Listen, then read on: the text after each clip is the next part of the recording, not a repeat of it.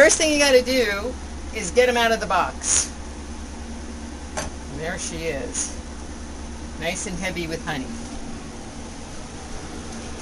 You come over to your cappings tank, which for me is just a little silly plastic thing. The frame should be leaned forward against the nail. The nail keeps it from sliding back. The knife, actually when you start from the top, when you have honey at the very top, you can back cut it as long as you don't cut yourself, because these knives are very sharp.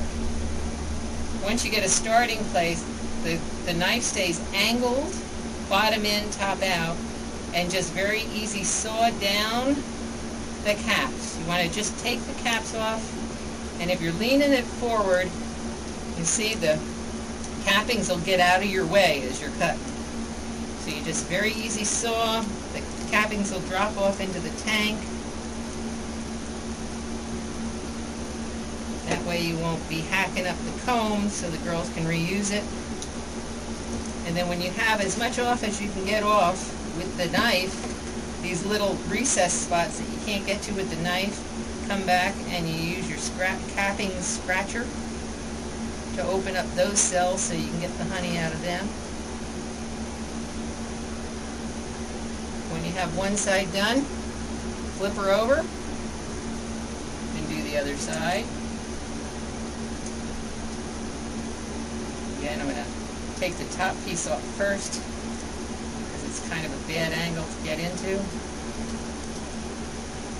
And then angle the knife, drop the frame forward, start cutting. Now you see I'm missing a lot of it on this one, but I can go back and fine tune.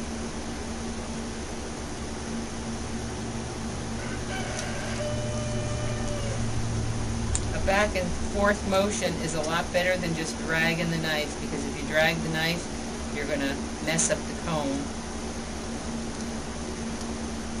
So it's a little bit of a sawing motion, so you don't hack into the comb.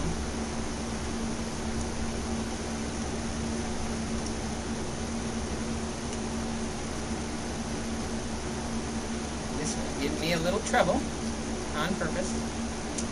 And okay, that one's ready to go into the extractor, which is right here, down against this metal bar, tight up against the wall, so that when we spin it, it'll get a good spin and good centrifugal force to pull that honey out of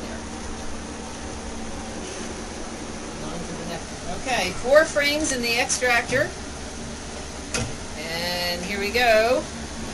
Spin this out.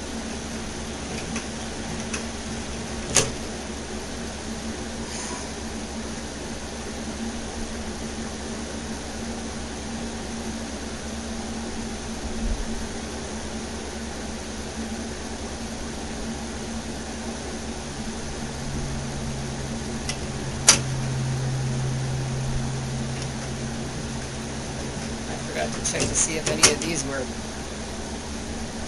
foundation, thin foundation. Well, we'll find out when I take this out.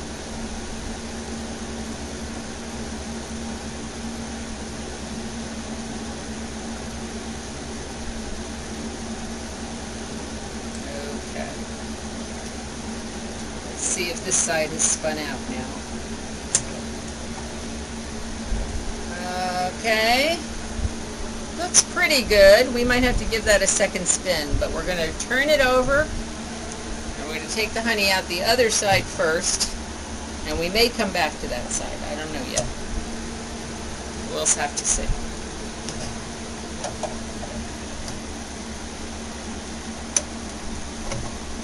So all 4 of them get flipped.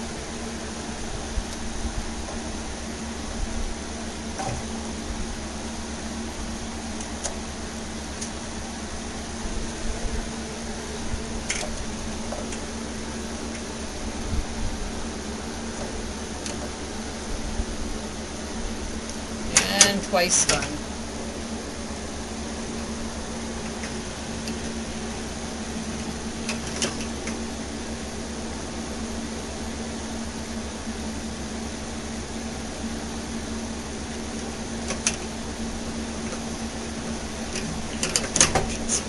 faster and see what happens.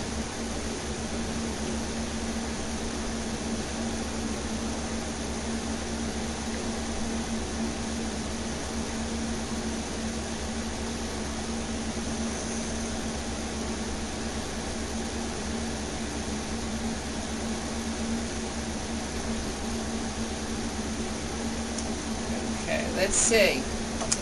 Feeling pretty light. The cells look pretty empty. Yep, we're not going to respin this. Whatever's on there we can give back to the girls and they'll be real happy to clean out those cells. So now these just go back in the box and we grab some more for more uncapping. So I've extracted 12 frames now, and the honey is starting to hit the bottom of the frame basket, so I can't crank it properly. So I have to let some of the honey out of the tank so that I can keep getting honey, keep extracting. So we open up the honey gate, and there it is. There's the product of all this labor right there. Now I'm going to let this drain until it stops draining by myself. If I were done for the day, I'd actually tip the tank and make sure I got all my honey out of there. But since I'm going to keep going, I'm just going to take off what comes out naturally, and then I'll be able to get back to extracting.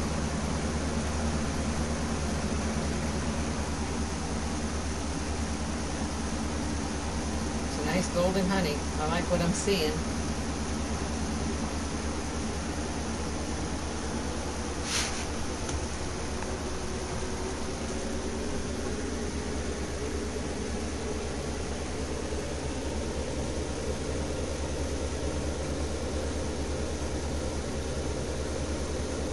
I'm going to give a little bit of a tip to this thing just to speed things up.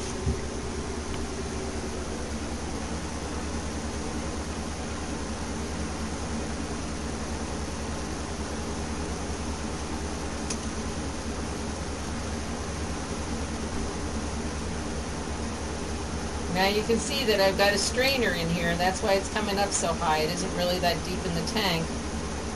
But that's all I do to my honey is strain it through one of these, and it's done. There's no heating involved.